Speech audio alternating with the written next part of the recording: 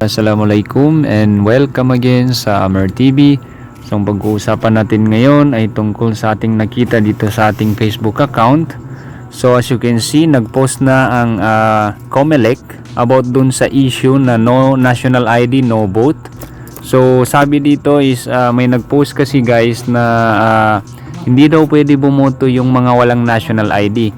So karamihan naman talaga sa atin dito is wala pang national ID. So ngayon, mismong COMELEC na ang nag-post sa kanilang Facebook page, sa kanilang website. So sabi nila fake news daw yon kasi wala daw silang ganong patakaran. So mag-ingat-ingat tayo dun sa mga nakukuha nating information sa ating social media kasi meron talagang mga nagbibigay ng information na hindi naman legit. So kung gusto natin makita talaga if legit, kailangan natin puntahan yung website ng COMELEC or di kaya dun sa kanilang Facebook page.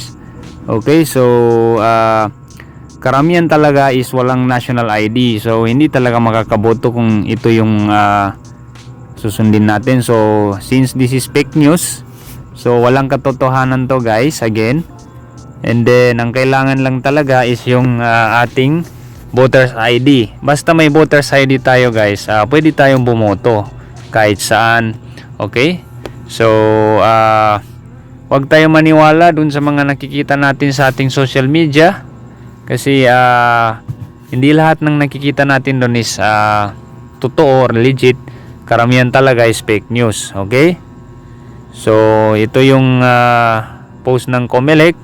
Ang graphics na kumakalat ko sa pagdala ng inyong national ID upang makaboto sa May 12, 2025 national and local elections ay hindi totoo at hindi galing sa tanggapan ng Commission on Elections at hindi ipinost sa official at verified social media channels ng COMELEC. Sa alinmang social media platform, hihingan lang ng magpakita ng valid ID ang botante kung sakaling hindi matiyak ang kanyang pagkakilanlan sa pamagitan ng EDCBL. Okay? So ang EDCBL ay ito yung sinasabi nilang Election Day Computerized Voters List.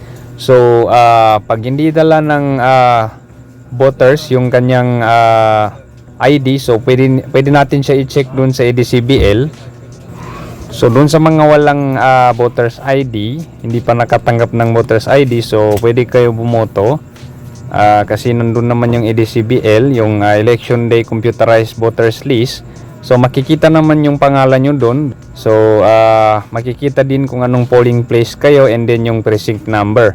So pag nakita yon, so automatically alam nyo na kung saan kayo boboto. By the way pala guys, ito yung sample ng EDCBL. So makikita natin dito yung list ng voters. So hanapin nyo lang yung pangalan nyo doon kasi ilalagay naman yung list of names doon sa harapan mismo ng school. So i-check nyo lang yun siya guys. Okay? So I hope nakatulong ito sa inyo. Again, thanks for watching and don't forget to subscribe to Amer TV for the latest videos na aking upload. Shukran and wassalam.